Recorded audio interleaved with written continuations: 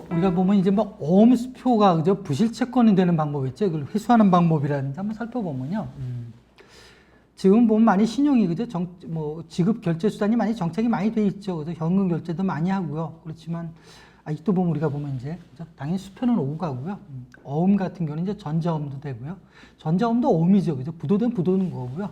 또 실물 어음이 또 보면 많이 또 이렇게 좀 교부가 되지 않습니까? 그래서 이렇게 생각해요. 그래서 이걸 왜 해야 되는 거 아니? 부도가 되었을 때 있지 않습니까? 부도가 되었을 때 부도 사유가 뭐고 어떻게 관리가 돼야 되고 어떻게 회수가 돼야 되는지 어떤 방법인지 이걸 한번 알아보자 해요. 그래서 보면 부도는 뭐예요? 결제 구제에 내 돈이 그날 들어와야 되는데 수금을 해왔어요. 그죠? 수금을 해온 걸 그걸 가지고 이제 보면 내부적으로 결제를 받아서 우리가 그래서 그 수탁한다고 그러죠. 우리 거래은행에 맡기지 않습니까? 그 거래은행에서 보면 쭉 보고 많을 것 같으면 보면 리스트를 두 불 갖고 하나 주죠. 우리가 가지고 있고 우리는 언제 돈이 들어온다 그걸 보고 자금 계획에서 그죠? 자금부에서 그래서 자금 부족한 부분에 이제 보면 이제 차입을 해야죠. 그죠? 수금해온 거 다 메꿔 그게 이제 살림살이지 않습니까? 근데 이제 보니까 이제 돈이 안 들어오는 거죠. 결제 기일날 자금부로 통보가 오죠. 부도됐습니다. 부도 사유가 이제 나오죠. 쭉 나오죠. 몇 개 그죠? 뭐 예금 부족입니다. 무거래입니다. 사고 신고서 접수, 위조 변조 이런 내용들이 나오죠. 주로 나오는 게 보면 이제 그죠? 이 무거래가 많이 나오죠. 무거래 같은 거. 무거래는 뭐예요, 여러분? 거래가 없는 거예요. 이런 거예요. 처음에는 이 사람이 거래했을 때 어음수표를 받았는데 그거는 그냥 하는 건 아니죠. 은행과의 당저거래 약정을 맺고 하죠. 은행에서도 보면 어느 정도 신용도가 돼야 되고요. 거래 관계 담보라든지 이렇게 돼 있을 때 보면 어음책 수표책을 나눠주거든요. 다 쓴 것 같아도 교환도 하고요. 하는데 처음에 줄 때는 우리가 수금해 올 때는 그 사람한테 받아올 때는 괜찮았어요. 그 사람의 업종이 괜찮았어요. 근데 나중에 보니까 우리가 그 기간이 있지 않습니까? 60일, 뭐 90일 기간이 있지 않습니까? 은행에다 수탁해서 맡겨서 그게 은행에서 보관돼 있다가 교환이면 이제 서울이면 서울 지역, 추심이면 뭐 강원도나 광주 이런 쪽이죠.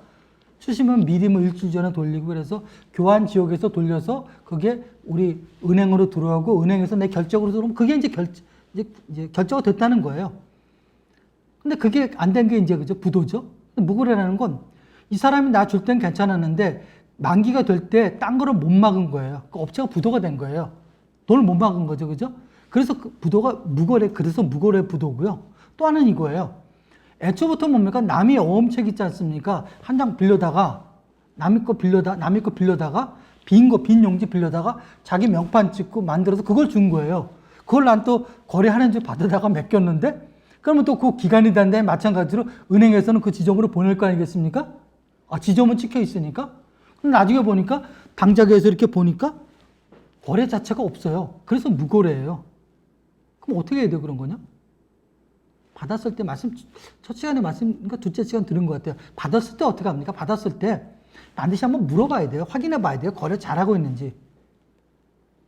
그냥 있는 게 아니라 만기를 도래할 때마다 최소한 한 달에 한 번씩은 그죠? 봐야 되는 거죠.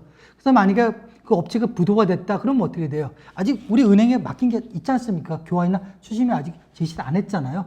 그건 뭡니까? 반환 요청서 도장 찍어주고 해서 그거 받으다가 뭐 해야 돼요?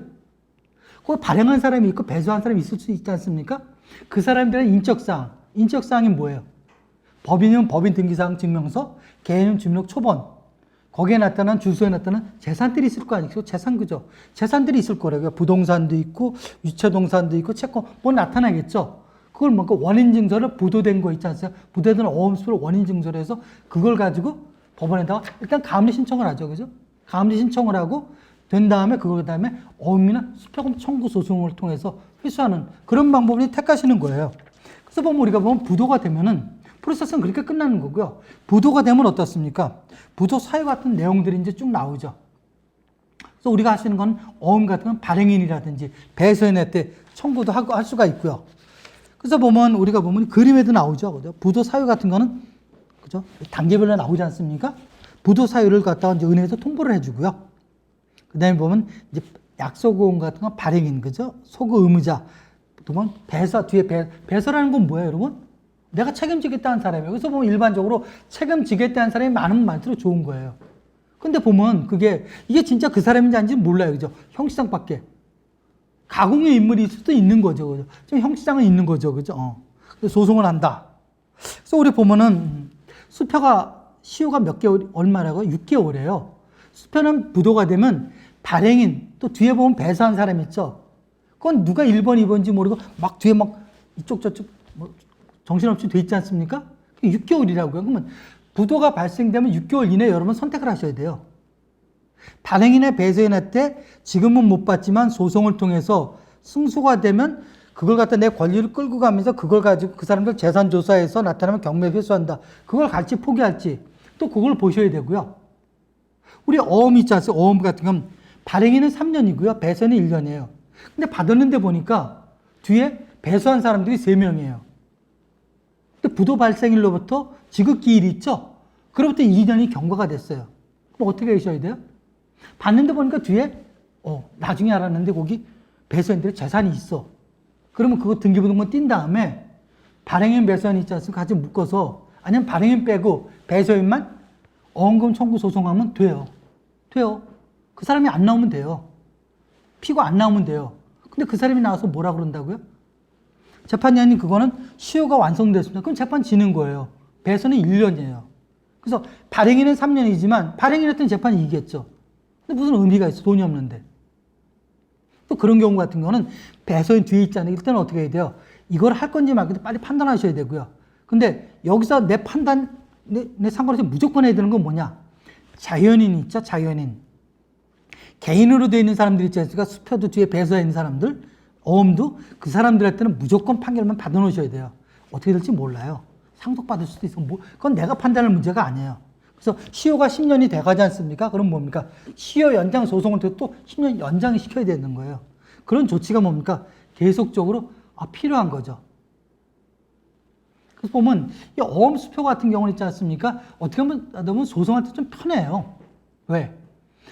이걸 갖다가 취득한 경위만 내가 밝히면 돼요. 어음 수표는. 근데 물품 대금이다 그러면 어때요? 요 이게 왜 잘못됐고 하자고 이런 것까지 입증 나오는데 어음 수표는 그런 건 안 따져요. 이걸 본인 피고한테 발행했습니까? 배서했습니까? 그것만 얘기해라 이거죠. 그게 위반조만 되지 않으면 뭔가 승소가 될 수 있는가? 굉장히 유리하고요. 여기는 안 나와있지만 이런 경우 있지 않습니까? 우리 문방구 어음이 있죠. 문방구면 뭐? 문방구면 어음 팔잖아요. 그죠? 그걸 갖다가 전 거래할 때 받는 것도 좋다고 봐요. 왜? 우리가 그렇지 않으면 우리가 소송을 물품대금이나 공사대금 소송을 하게 되면 합의심 갈 수도 있지 않습니까? 이용 넘으면 합의심 간다니까요. 변호사 선임해야 된다니까요. 내가 능력 없으면, 지배인 없으면, 대표이사 못 나가면. 그렇지만 문방구업을 받았으면 어떻게 해요? 이걸 갖다가 우리가 물품대금이나 공사대금 소송할 때 갑제 7호증 증거자료를 내서 그런 소송으로 갈 수도 있겠지만 처음부터 뭡니까? 어음건 청구 소송으로 들어가면 굉장히 그죠? 신속하게 되고 뭡니까? 절차가 간소화가 되면 좋을 수도 있죠. 그래서 전 그래서 사람들 만났을 때 해주지도 않는 각서 이런 거 받기보다는 어떻습니까? 그냥 약소금 청구된 거 받아오는 게 좋다 이거죠. 그래서 이 시간은 우리가 보면 그죠? 어음 수표가 부도됐을 때 그죠? 회수하는 방법을 살펴봤고요. 혹 나중에 여러분들이 보면 어음 수표가 부도되었을 때 그죠? 부도되었을 때 그 처리 절차 이런 부분들을 우리가 보면 부도 사유를 먼저 조사하고 그다음에 돈을 받을 수 있는 시효 관리 있죠? 그걸 조사하고 그래서 받을 수 있는 사람한테 재산 제소를 한 다음에 같이 병행해서 우리가 민사 소송을 제기하게 되면 굉장한 거죠. 굉장하기보다는 어떻습니까? 회사의 손실을 최소화할 수 있는 하나의 방법이라고 생각합니다.